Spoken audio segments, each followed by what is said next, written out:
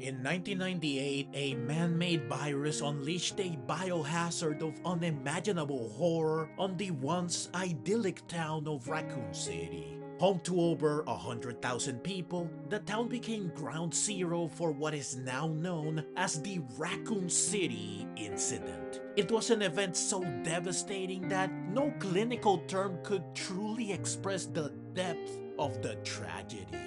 Among the survivors of this nightmare was a young rookie cop by the name of Leon S. Kennedy, a character that needs no introduction, instantly recognizable and an icon of the series. But what many fans likely don't know is that Leon, a man now recognized as a symbol of resilience, optimism, and confidence, nearly didn't make it out alive, and not in the way you might expect. What almost prevented him from living to fight another day was not the expected hungry, flesh-eating corpses, terrifying abominations, or fearsome 7-foot-tall killing machines. Instead, it was himself, and not just once, but several times. Let's explore this dark and presumably little-known chapter in the life of the most beloved character in this series and how an innocent little girl saved his life when he was at his lowest point. When Leon arrived in Raccoon City for his first day on the force, he walked into a hellish nightmare. A city overrun by the infected, streets filled with chaos, and a growing number of bioweapons engineered by the nefarious Umbrella Corporation. He witnessed death and destruction everywhere he went. But despite being a rookie cop, he fought tooth and nail against impossible odds to survive. Of course, he succeeded, though it came at a very steep cost. He deeply regretted that he was only able to save so few people that day, and the events that transpired in Raccoon City etched themselves indelibly on his mind.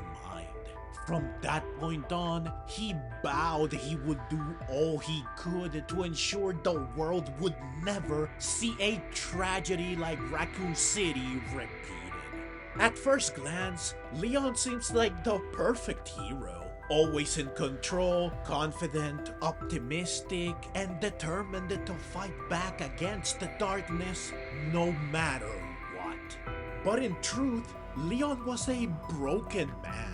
The pressure of watching an entire city fall, of being unable to save the people around him, weighed heavily on his heart, which sunk to the darkest point possible.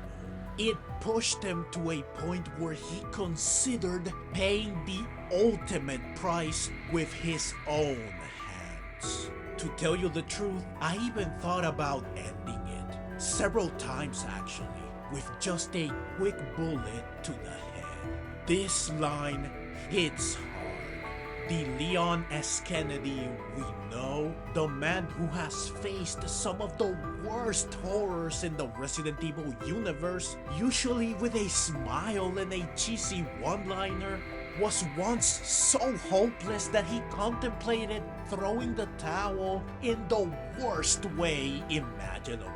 And it wasn't just a passing thought, it was something that crossed his mind several times. It's a stark reminder of how deep the psychological toll of survival can be. For Leon, this wasn't just about physical endurance. It was a battle of mental fortitude, painfully illustrating that at the end of the day, despite what his charismatic heroics might suggest, he is very much human, and thus he too can spiral down into the deepest pits of despair.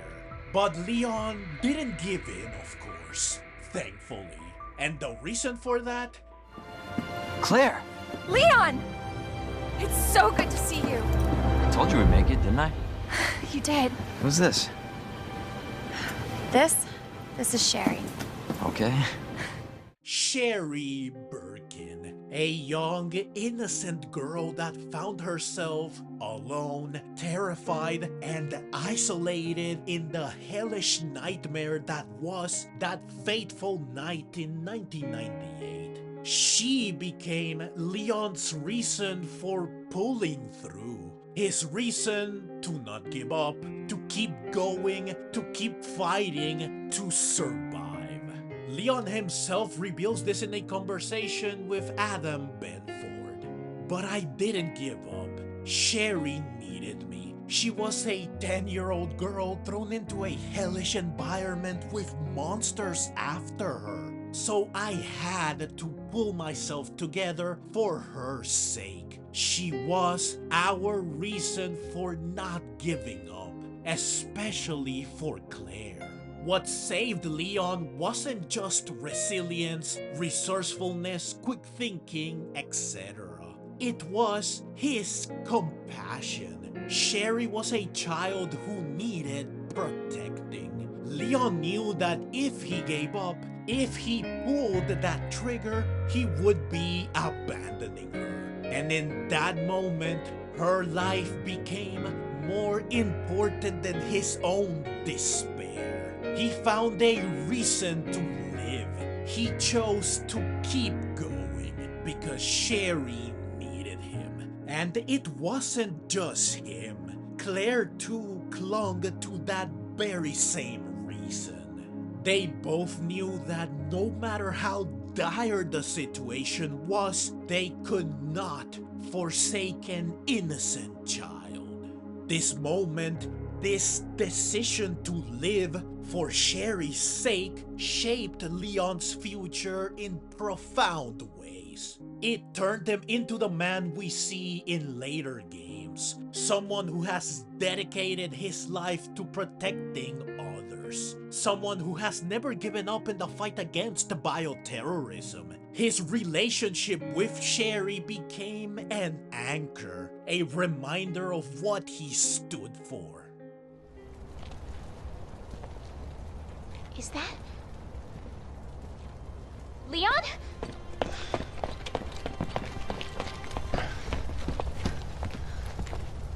Sherry?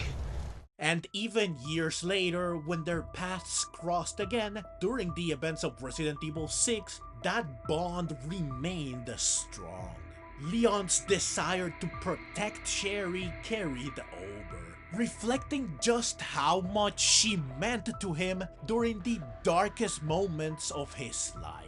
Leon's story is one of survival, but not just through strength or skill.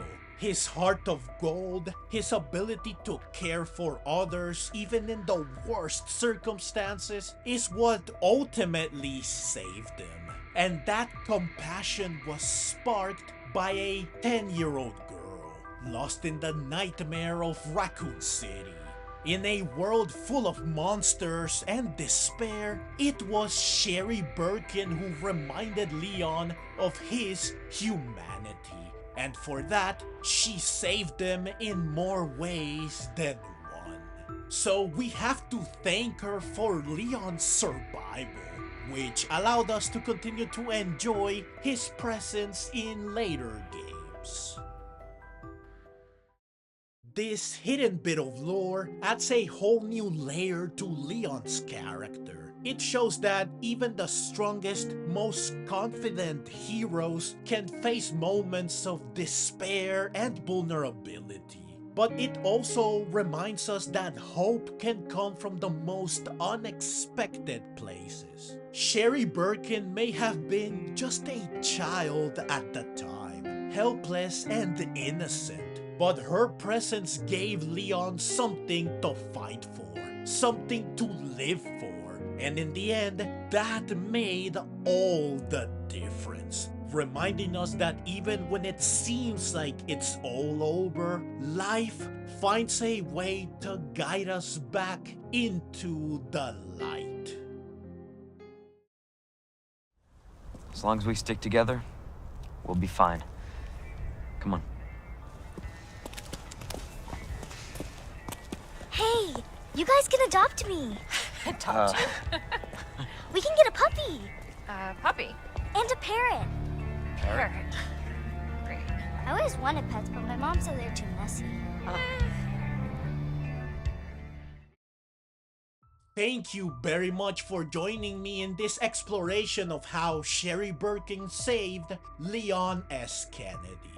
I stumbled upon this story while conducting research for my next video, which I will keep as a surprise, though you can probably guess what it is. I did not know about this before, so I figured that perhaps other people don't know about it either, and I found it to be so powerful, and it changes my perception of Leon for the better in such a profound way that I just had to make a video on it. Hopefully, like me, you learned something new today that changes how you see such a beloved character. If you enjoyed the video, don't forget to like, share, and to subscribe for more Resident Evil videos just like this one. And as always, let me know what you think in the comments below, and click the links on screen to check out some more videos that you will very likely enjoy.